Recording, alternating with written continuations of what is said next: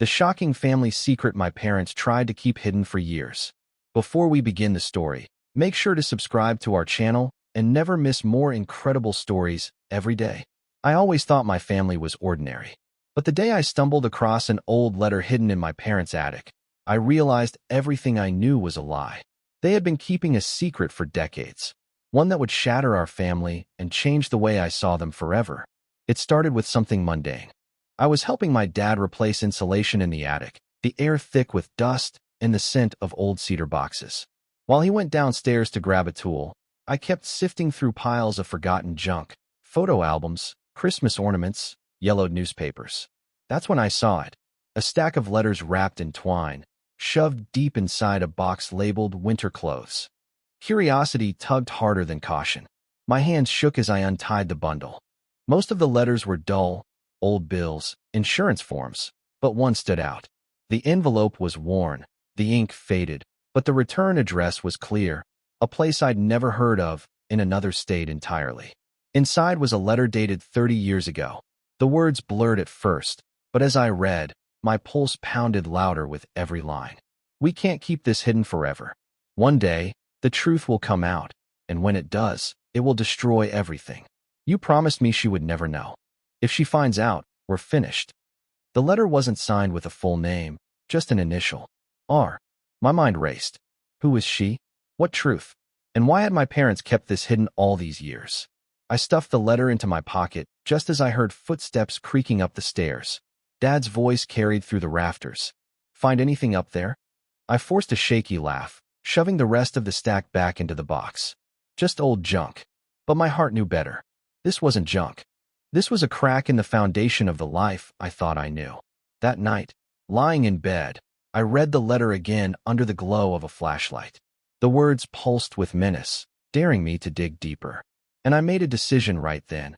I was going to uncover the truth, no matter how ugly it was. Because if my parents thought they could bury this secret forever, they were wrong. The letter burned in my pocket all the next day, its words echoing louder than my parents' voices as I sat across from them at the dinner table. Normally, family dinners were predictable. Dad talking about the weather, Mom reminding me to eat more vegetables, the clink of silverware filling the silence. But that night, every glance, every pause, every nervous twitch felt loaded with meaning. I pushed a piece of chicken around my plate, studying them. How had I never noticed before? The way Dad avoided eye contact when questions dug too deep. The way Mom filled the silence with chatter, as if afraid of what might spill out if quiet lingered too long. So, I said casually, did we ever live anywhere else? I found some old boxes in the attic from another state. Mom's fork froze midair. Dad's jaw tightened. It was only a second, but I caught it, a flicker of panic flashing across their faces before they smoothed it over. Dad cleared his throat. We moved around a little when you were very young. Work, you know, nothing important. Mom forced a laugh, too loud. Oh, those boxes? Just junk.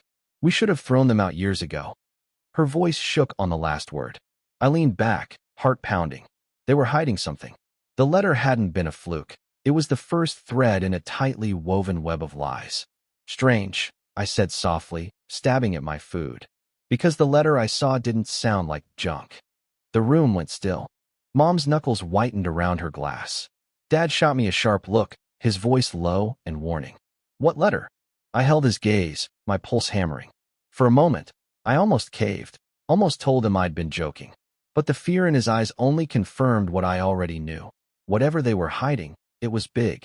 I'll find out, I said, my voice steady, daring them to deny it. Mom's glass slipped, shattering on the floor. The sound jolted us all, but what shook me more was the look on her face. Not anger, not annoyance. It was terror. That night, sleep was impossible. The letter felt heavier than paper, like it had lodged itself in my chest, pressing against my ribs with every heartbeat. My parents had gone to bed hours ago, but the creak of floorboards above told me they were restless too. Around midnight, I crept into the hallway, careful to avoid the steps that groaned. Their bedroom door was cracked open just enough for voices to leak out. They can't know, Mom whispered, her voice trembling. They're already suspicious, Dad replied, lower but sharp. You froze at the table. If they dig deeper. I panicked, okay? Mom hissed. But we promised. We promised this would stay buried. My breath caught. Buried. The word clanged inside my skull. Dad's tone hardened. If the truth comes out, it will ruin everything. Not just for us, for them too. For me too. I pressed closer, every nerve on fire. What truth could be so terrible it would shatter us all? My mind raced through possibilities. An affair, a crime, another family somewhere. Mom's voice cracked. What if they already found something? That letter, what if? A silence, then Dad's whisper like a blade. Then we make sure they don't find the rest. My pulse spiked. The rest? There was more? I backed away slowly, forcing my breathing quiet until I slipped back into my room. The walls suddenly felt thinner, the air heavier. My parents weren't just hiding something. They were actively guarding it, terrified it would come to light. Lying in bed, I stared at the ceiling, the conversation replaying in my mind. They hadn't said what the secret was, but their fear told me enough. It was dark, dangerous, and close enough to touch. The attic. That's where it started, and that's where I'd have to go back. Because if they were scared of me finding the rest, then the only thing left for me to do was dig deeper, before they found a way to stop me. The next morning, I woke up with a single thought echoing in my head: the attic. If my parents were desperate to keep something buried, then that was exactly where I needed to look. I waited until they left for errands, Mom muttering something about groceries, Dad trailing behind with an unusually tense expression. The moment their car pulled out of the driveway, I bolted up the stairs 2 at a time. The attic was colder than before, as if the air itself was holding its breath. Dust motes spun in the weak light from the single bulb, illuminating stacks of boxes that now felt less like storage and more like vaults. I went straight to the box where I'd found the letter. Nothing new. But when I dragged it aside, I noticed faint scrape marks on the wooden floorboards, like something heavy had been shoved back and forth. Heart pounding, I knelt down and pushed against the stack of crates. They shifted reluctantly, revealing a trunk wedged tightly against the wall. Unlike the other boxes, this one was locked, a rusted padlock clinging to its latch. Of course, this was what they were hiding. I yanked at the lock, but it wouldn't budge. Desperation gnawed at me, until I spotted a crowbar leaning against the insulation rolls. My hands trembled as I jammed it under the latch and pried. With a metallic screech, the lock snapped. I opened the trunk. Inside were documents, neatly stacked in folders, but not the kind of papers you'd expect from a family attic. Birth certificates, medical records, even old photographs in black and white, with faces I didn't recognize. One file sat on top, marked in bold letters, confidential. I opened it, and my stomach lurched. There was a birth certificate with my mother's name listed as the parent, but the child's name wasn't mine. It was someone else, someone I had never heard of. My hands shook as I stared at the page, a cold dread seeping into my bones. Who was this other child? And why had my parents erased them from existence? I stared at the birth certificate until the letters blurred. My mother's name was there in black ink, clear as day, and beside it, father, unknown. But what froze me was the child's name. A sibling. Someone who should have been part of my life, my family, my story. And yet, I had never heard a single word about them. Beneath the certificate was a hospital record, faded but legible. It mentioned complications at birth, and then a note scrawled at the bottom in hurried handwriting. Transferred. Confidential. Do not disclose. Transferred where? And why? I dug deeper into the trunk. More papers, more fragments of a story deliberately torn apart. School enrollment forms that were never completed. A single photograph of a toddler with wide, curious eyes, but the face was smudged, as though someone had dragged their thumb across it until the ink blurred. I whispered into the empty attic. Who are you? The silence pressed back, heavy and accusing. A floorboard creaked below, and I froze. My parents were back.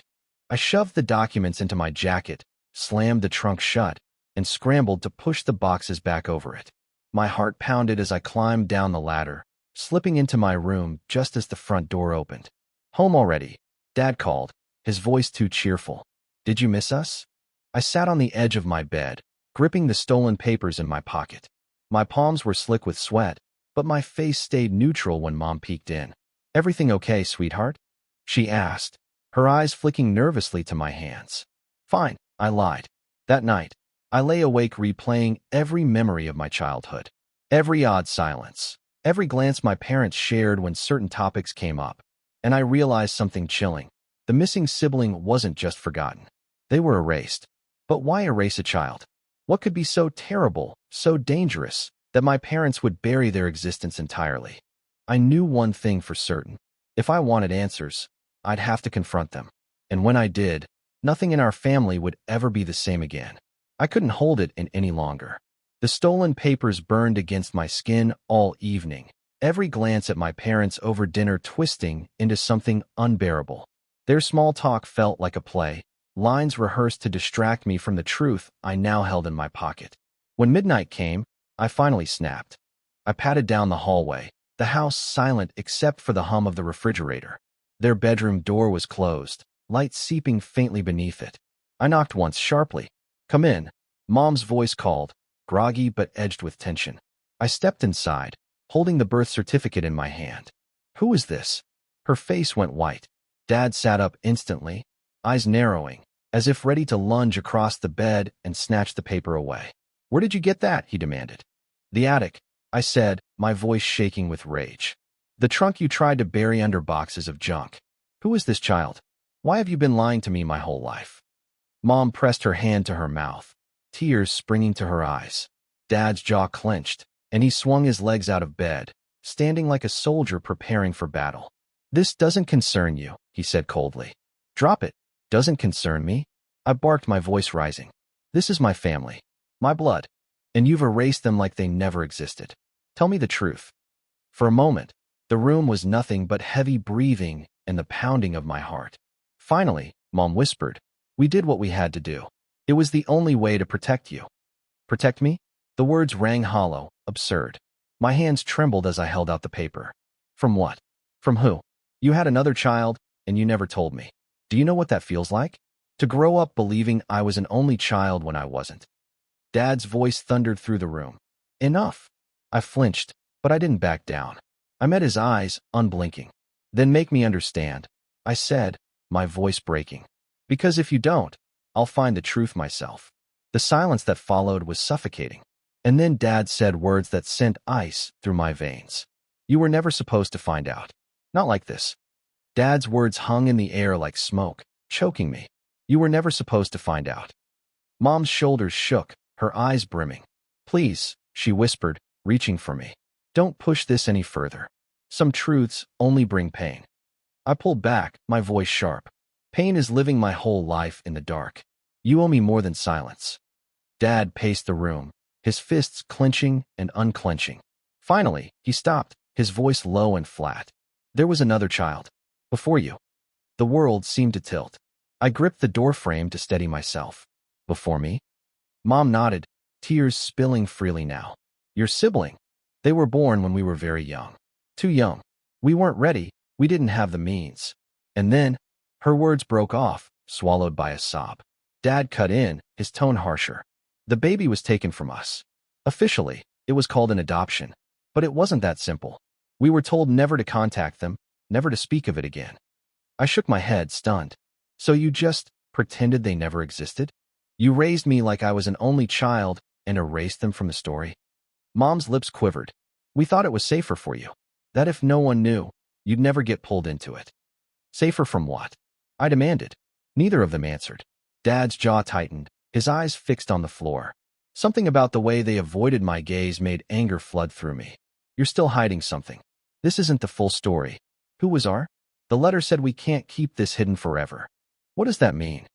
Mom looked at Dad, her expression begging, but he only shook his head. "It doesn't matter," he muttered. But I saw the flicker in his eyes, the same flicker I'd seen when I first asked about the boxes. Fear. I leaned forward, my voice hard. "If you won't tell me, I'll find out myself. And when I do, don't expect me to protect your lies anymore." The room went silent, thick with the weight of words left unspoken. And in that silence, I realized something terrifying. If they'd gone this far to bury the past, then whatever truth they were hiding had the power to burn our entire family to the ground. Sleep became impossible after that night. Every time I closed my eyes, I saw the blurred photo of the toddler from the attic, those erased eyes staring back at me, demanding justice. If my parents wouldn't tell me the truth, I'd find it myself. The next morning, I skipped work and drove to the county records office.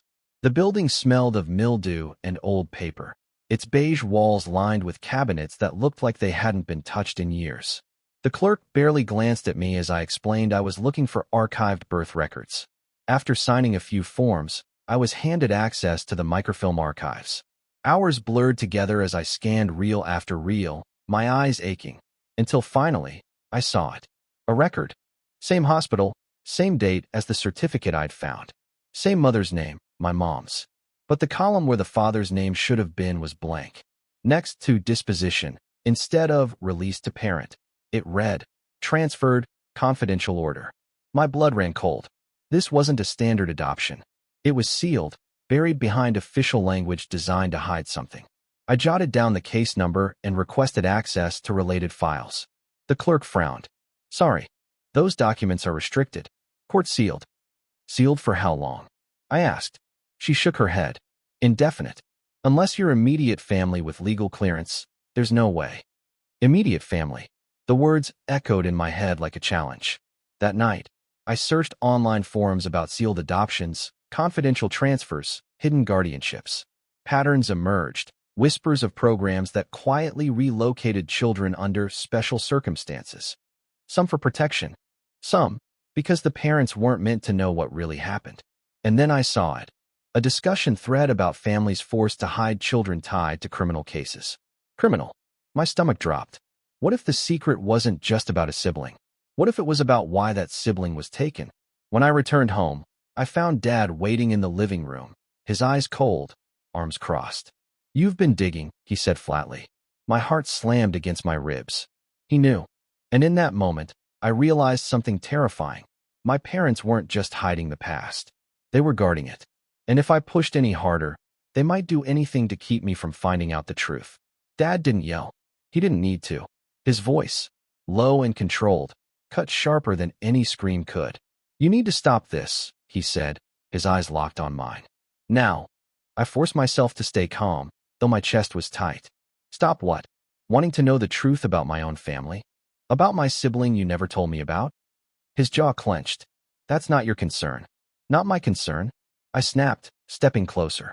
You kept an entire person hidden from me. Don't I deserve to know why? For a long moment, he didn't move. Then he leaned in, his face inches from mine, and whispered, some things are better left buried. Keep digging, and you'll regret it. The threat hung in the air. My stomach twisted, not just from his words, but from the look in his eyes. He wasn't speaking out of anger. He was speaking out of fear, and fear meant danger. Mom appeared in the doorway, her face pale.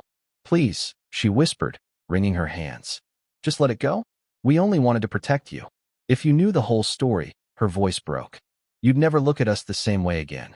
I stared at them both, heart hammering. Maybe that's exactly what I need. To see you for who you really are. Dad's expression hardened. He reached into his pocket and pulled out a small, folded slip of paper. He tossed it onto the coffee table. You want answers? Fine. Here's your first lead. But when it destroys you, remember, I warned you. I unfolded it slowly. A name. An address. The room spun. Was this where my sibling was? Or was it a trap? I looked back at my parents. Mom was trembling, tears streaking her face. Dad's expression was unreadable, carved in stone. Why give this to me now? I asked. He turned away, his voice flat. Because if you're going to ruin this family, you may as well do it quickly. My hands shook as I gripped the paper. Whatever lay at that address, I knew one thing for certain. The next step would unravel everything. And once I walked through that door, there'd be no going back. The paper in my hand felt heavier than stone. A name, an address, written in my father's tight, deliberate handwriting. All night, I turned it over and over, wondering if it was a breadcrumb leading me to the truth, or a trap meant to scare me off. By morning, curiosity outweighed fear. I drove out of town, past the familiar neighborhoods, until the houses grew smaller and older, their paint peeling, porches sagging. The address led me to a narrow brick duplex with ivy climbing up its walls. I hesitated at the door, my heart pounding so loudly it drowned out the sound of passing traffic. What if my sibling lived here? What if they hated me for showing up after decades? What if they didn't even know I existed?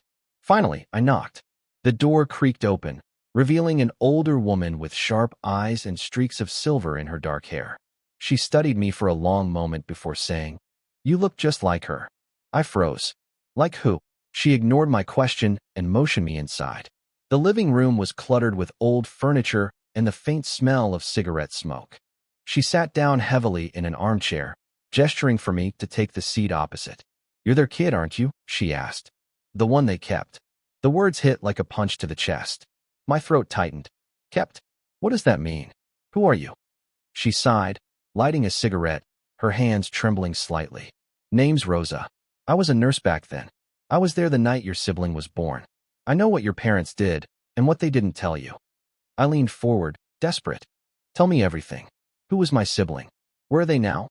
Rosa exhaled smoke slowly, her eyes narrowing. "All I'll say is this. Your parents didn't give that child up because they were too young or too poor. They gave them up because of what they were running from. And that child," she paused, her gaze sharp as glass, "was never supposed to disappear. But someone made sure they did." The room spun around me. My voice cracked. "Disappear? Are you saying?" Rosa leaned closer, lowering her voice to a whisper. "Your sibling didn't die? They were taken." "Taken?" The word caught in my throat, sharp and heavy. Rosa's eyes darkened. She stubbed out her cigarette and leaned forward, her voice low and deliberate. "Your sibling wasn't given away, they were stolen. And your parents knew more than they ever admitted." My hands clenched around the armrests. "Stolen by who?" She hesitated, scanning the room as if the walls themselves might be listening. There were whispers back then. About a family feud, debts owed, something your father got tangled up in before you were born. Powerful people with long memories. When your sibling came into this world, it wasn't just a child. It was leverage. The words churned in my stomach, equal parts rage and disbelief. My father, the man who preached about hard work and honesty, tied up in debts and secrets? Rosa went on. "One night, men came to the hospital. Official badges, papers that looked legitimate, but they weren't. They walked in, took the baby, and walked out. Your mother screamed. Your father signed something he never should have, and that was it. The child was gone." My pulse thundered in my ears. "And they just let it happen?" "They didn't fight hard enough," Rosa said bitterly. "Or maybe they couldn't. But what's worse, they covered it up. Pretended that child never existed. Easier to erase the past than face it." I shook my head, my voice breaking. "All these years, I thought I knew them. And all this time, they were hiding a stolen child from me?" Rosa's gaze softened slightly. "You were the second chance. The child they could protect. But the first one, the sibling you never knew, they were the price of your parents' silence." Her words sliced through me. A stolen life, hidden behind lies, traded like a secret debt. I stood, my legs trembling. "Where is my sibling now? Are they alive?" Rosa looked away, her face shadowed. "I don't know. But if you keep digging, you'll find out. Just know this. Whatever you uncover, it won't just change how you see them. It'll change how you see yourself." The room tilted around me. My sibling wasn't lost. They were out there somewhere, part of a bloodline tainted with secrets and betrayal.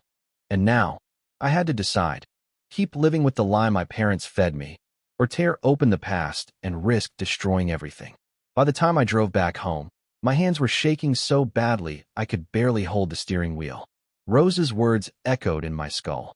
Your sibling wasn't given away, they were stolen. Every streetlight I passed only sharpened the thought. My parents hadn't been victims of circumstance. They had been complicit. When I walked through the door, they were sitting together in the living room, the TV flickering on mute. The moment Dad saw my face, his jaw tightened. Mom's eyes darted nervously, as if she already knew what was coming. I slammed the papers onto the coffee table. "Why didn't you fight for them?" My voice cracked, half scream, half plea. "Why did you let them take my sibling?" Mom flinched like I'd struck her. Dad's face hardened into stone. "You've been talking to someone," he muttered. "Who?" "Rosa," I spat. "She told me everything. That men came to the hospital. That you signed something.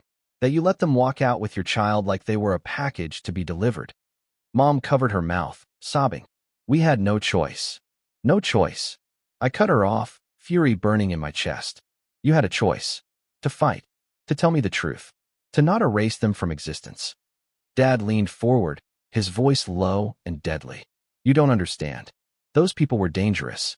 If we resisted, if we kept asking questions, you wouldn't even be here today. Do you get that? You would have been taken too." For a moment, the room spun. His words hit like a punch. My very existence balanced on the silence of their betrayal. So you sacrificed them to save me? I whispered, tears stinging my eyes. Neither of them answered. Mom wept quietly, Dad's stare fixed on the floor. Their silence was the only confirmation I needed. The family I thought I knew, the parents I trusted, were strangers wrapped in lies. And if Rosa was right, my sibling might still be out there, alive, a ghost wandering through a stolen life. I clenched my fists. If you won't tell me everything, I'll find out myself. And when I do, don't expect me to protect your secret anymore. Dad looked up finally, his eyes flashing with something between rage and fear. Then you've just declared war on your own family. That night the house felt smaller, suffocating, like the walls themselves were pressing in to keep the secret alive. I lay awake in my room, staring at the ceiling, hearing every creak of the floorboards, every muffled sob from my mother's room, every heavy sigh from my father. I realized then I couldn't stay here. Not with them. Not under the same roof where lies had been built into the very foundation. By morning, my decision was made. I packed a small bag, just clothes, my laptop, and the folder of documents I had stolen from the attic. Every item I shoved inside carried the weight of betrayal. When I came downstairs, Dad was at the table, coffee steaming in front of him. Mom sat beside him, her eyes swollen from crying. Neither looked surprised to see the bag slung over my shoulder. You're leaving, Dad said flatly. I can't live here anymore. I answered, my voice trembling but steady. Not while you pretend nothing happened. Mom reached out, her fingers brushing mine. Please, don't go like this. We were trying to protect you. If you dig too deep, you'll only hurt yourself. I pulled away. I'd rather hurt with the truth than live comfortably with a lie. Dad's jaw tightened. You think the world will give you answers? All you'll find is more questions. And when you learn what really happened, you'll wish you never opened that box. I slung the bag higher on my shoulder. Maybe, but at least they'll be my answers, not your carefully crafted silence. For the first time, I saw fear in his eyes. Not just anger, not just control, but raw fear. That told me I was on the right path. I walked out the front door without looking back. The cold morning air hit my face like a baptism, cleansing but sharp. I didn't know where I was going yet, but I knew what I had to do. I had to find my sibling. Because the truth wasn't just about them. It was about me, about who I really was. And until I uncovered everything, I wouldn't truly know myself. As I stepped off the porch, my phone buzzed. An unknown number flashed on the screen. I hesitated before answering. And then a voice whispered, "You don't know me, but I think I'm the one you're looking for." My hand went cold around the phone. The voice was low, cautious, but undeniably real. Who are you?" I asked, my breath uneven. A pause. Then, "My name is Daniel. Or at least, that's the name I was given. But I think I'm your brother." The world tilted. For a moment I couldn't move, couldn't breathe. I staggered to a bench at the edge of the street and sat down hard. "How do you know me?" I whispered. "I don't," he admitted. "Not really. But I've known about you for years. I found papers, the same way you must have. I recognized your parents' names. And when I saw your photo online once, I knew. We have the same eyes." My heart pounded like a drum. "If you've known, why contact me now?" Another pause, longer this time. His voice cracked when he spoke again. "Because the people who raised me aren't who I thought they were. And yesterday, I overheard something, your parents' names, again. That's when I realized they were part of it too." "Part of what?" I asked, leaning forward, gripping the phone so tightly my knuckles ached. "They didn't just give me up. They signed me away," he said bitterly. "And I need to know why. I need to hear it from them. From our parents." The words cut deep. Our parents. Not just mine. Not just his. Ours. I swallowed hard. "Then we need to meet. Face to face." His breath hitched, like he hadn't expected me to agree so quickly. "Tomorrow. Noon. The old train station, South Side. It's out of use. No one will bother us there." The line went dead before I could respond. I sat there, the phone heavy in my lap, my mind spinning. After years of silence, I was about to meet the sibling I never knew existed. The one my parents had erased, hidden, sacrificed.